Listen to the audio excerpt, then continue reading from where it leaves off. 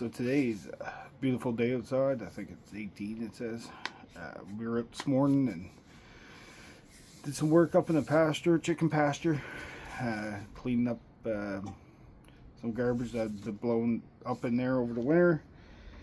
And run the wood chipper to try and chip up some of the branches that are out there. We have a pile of branches and small trees that we had cut back, I'm going to say 3, maybe 4 years ago when we first moved here. And we were putting pigs up there for the first time. We had cut out some old trees and stuff, and there's a lot of branches that are just piled up there.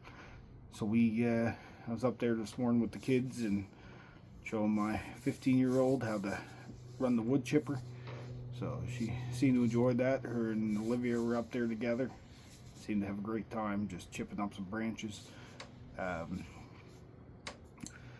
So I got some garbage cleaned up. I got some work to do to the chicken tractors. I think I'm gonna go with the same style chicken tractors. This year I got to build 2 more. But I think I'm going to build them more closer to the Joel Salatin style than the ones that I got, because when I built these ones I never put bracing in for the centers, so I think I'm going to add bracing to these ones.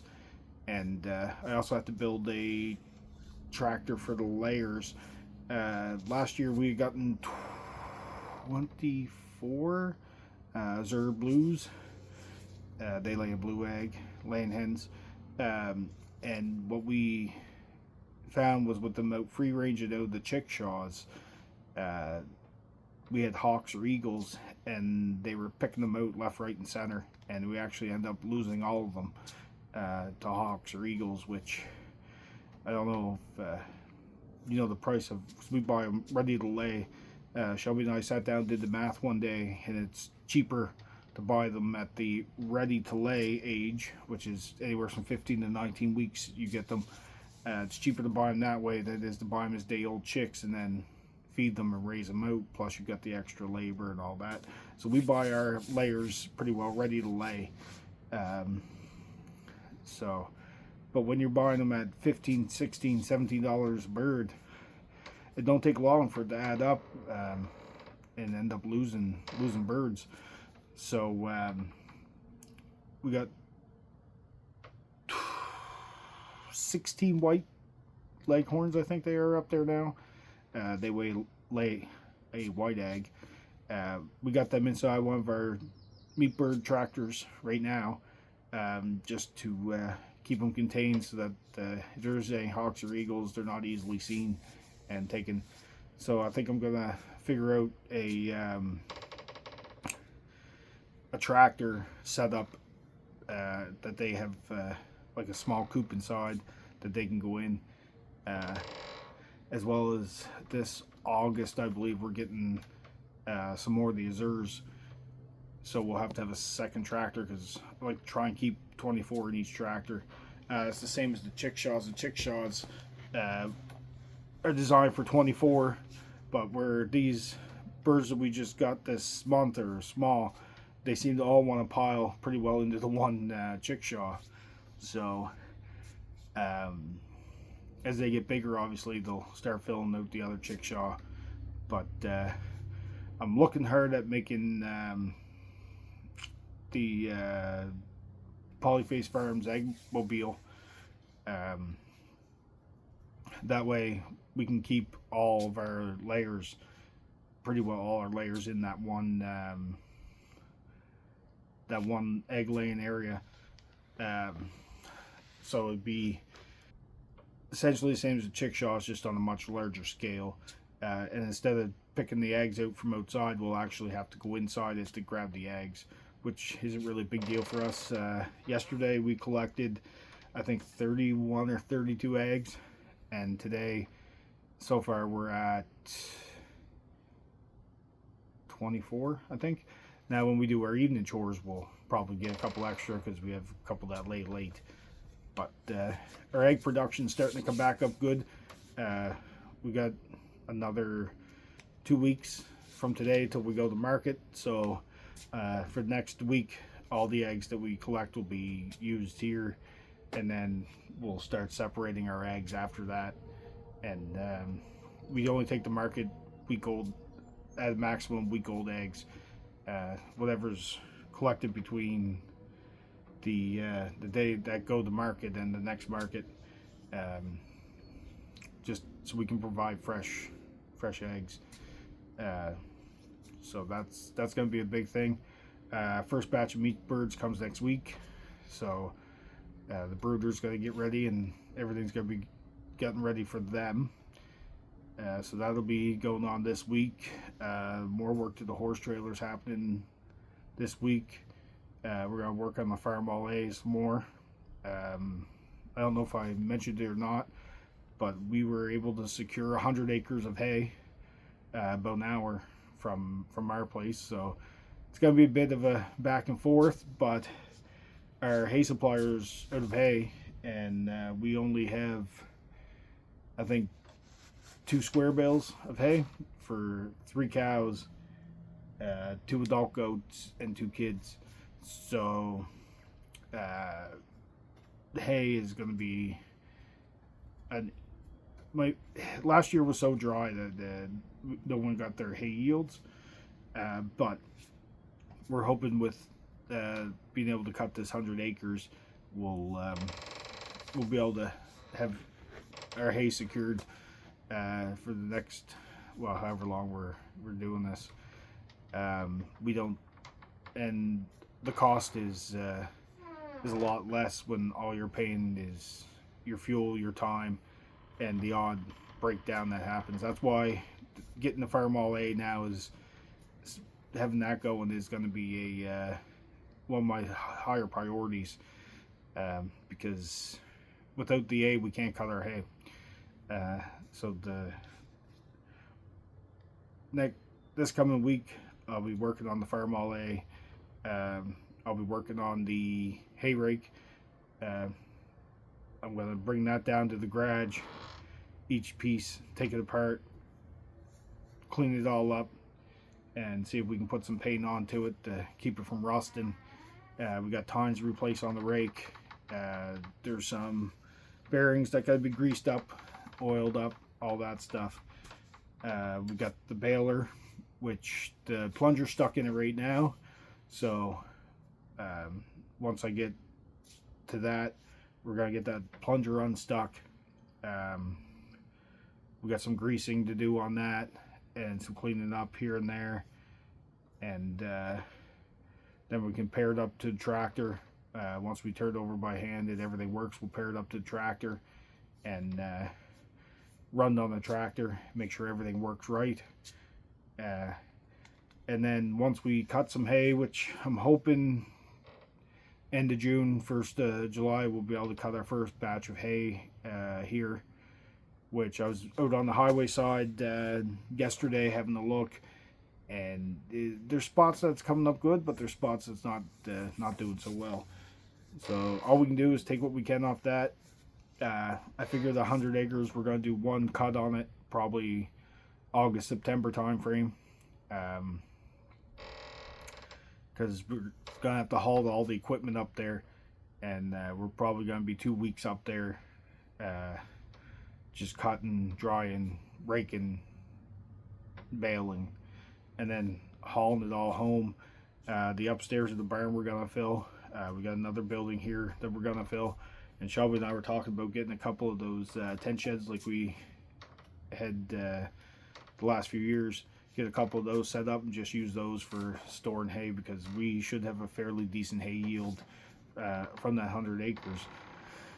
But at the same time, we want to make sure we have enough hay to get us through the winter, and probably enough to get us a little further, because, well, last year we were feeding hay at the beginning of August, and if that happens to happen this year, I don't want to be stuck having to buy hay if we could have made it for cheaper.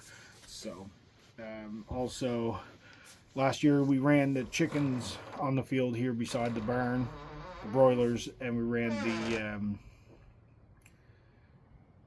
the cows up on the other field. I was talking to Shelby this morning. We were talking about it, and the field over here where the chickens were is coming up nice, dark green. It's getting tall. It's getting good. I actually whipper snipped the fence line. Had to clear that because it was grounding out the fence. That's how high it is right now.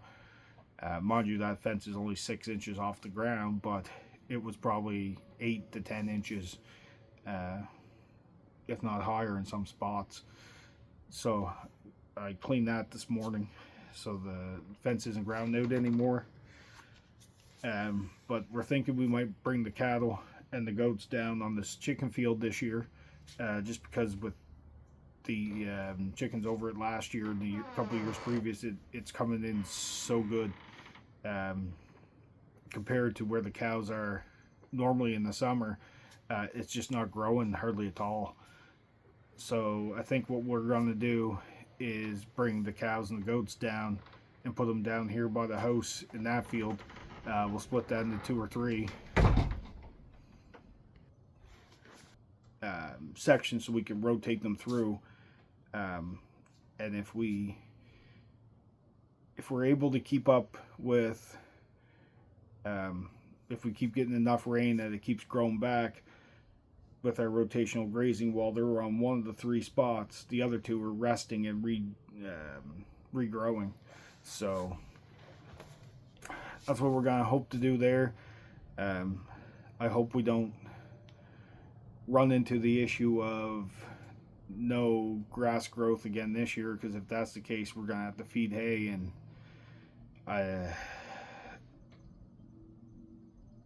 we're gonna be, like I said, the end of June, early July before we get any hay, and I don't have very high expectations of how much hay we're gonna get off of that first cutting around here. But I think that's the way to go. That way, if we run the chickens up on the other field where the cows would normally be, we'll be able to use their nitrogen back into that soil and help get that grass grown back up later this year or next year. Another thing that we need to look into, well, not look into, but we need to put some time into is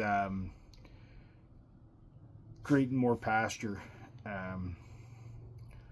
We need to cut trees down, 1, because we need it for heat in the winter, and 2, once we cut those trees and get them out of there, run those pigs through, they're going to eat up all the brush and that, and they'll root out a lot of the roots.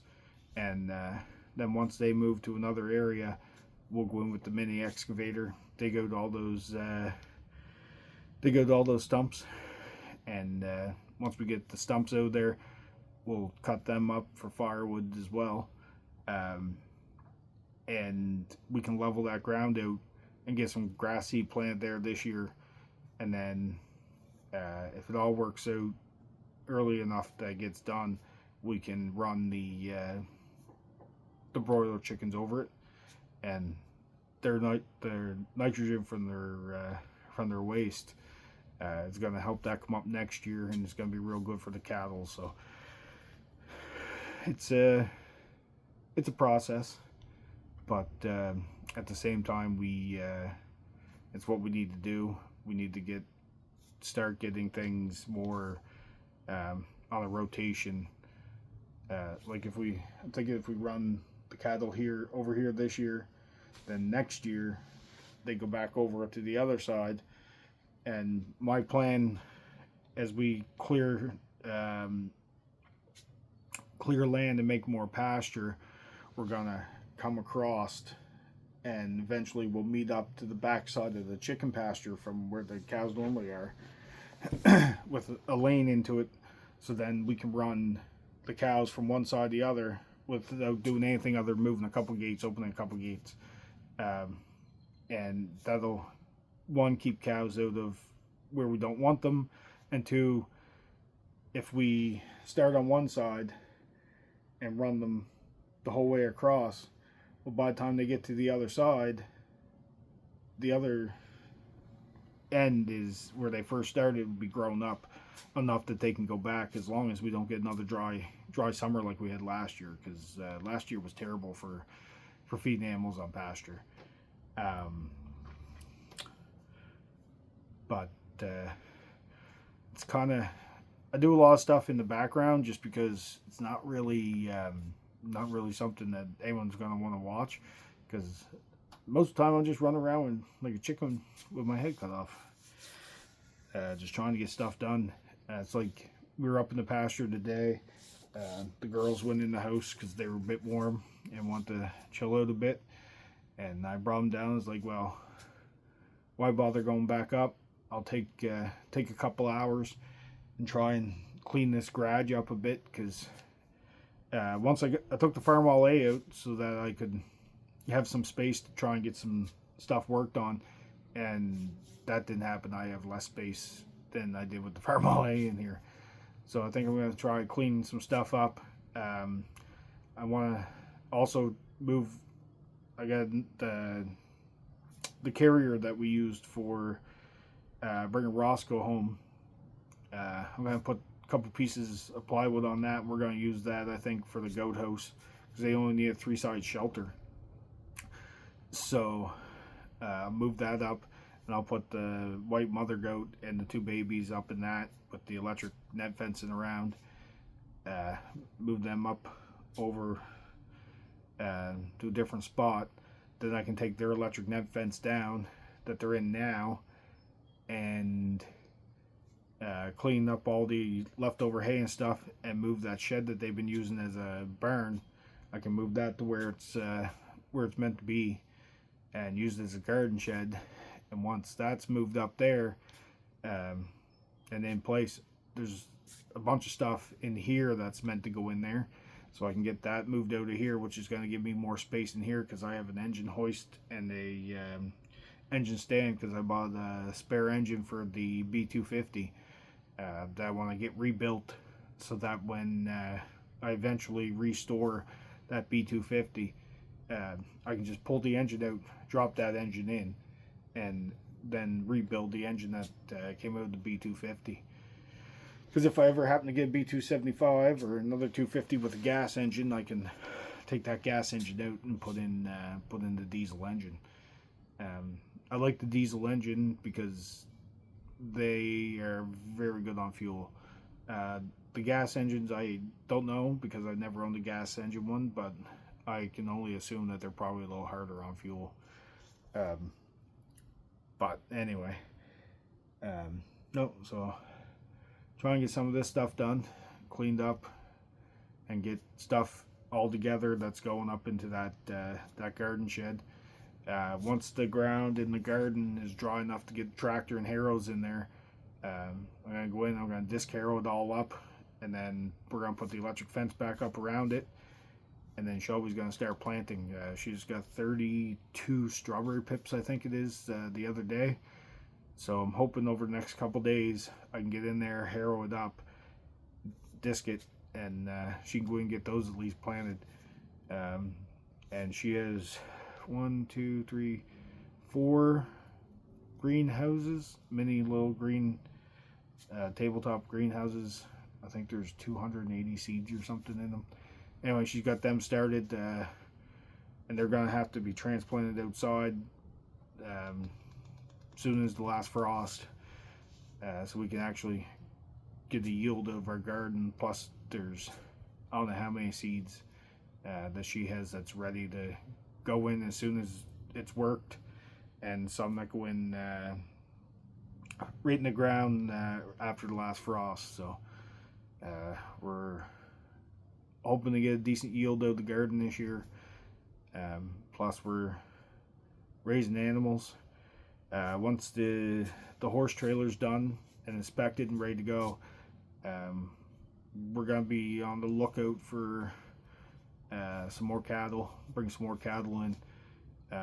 Roscoe will be out with the girls probably June time frame next month.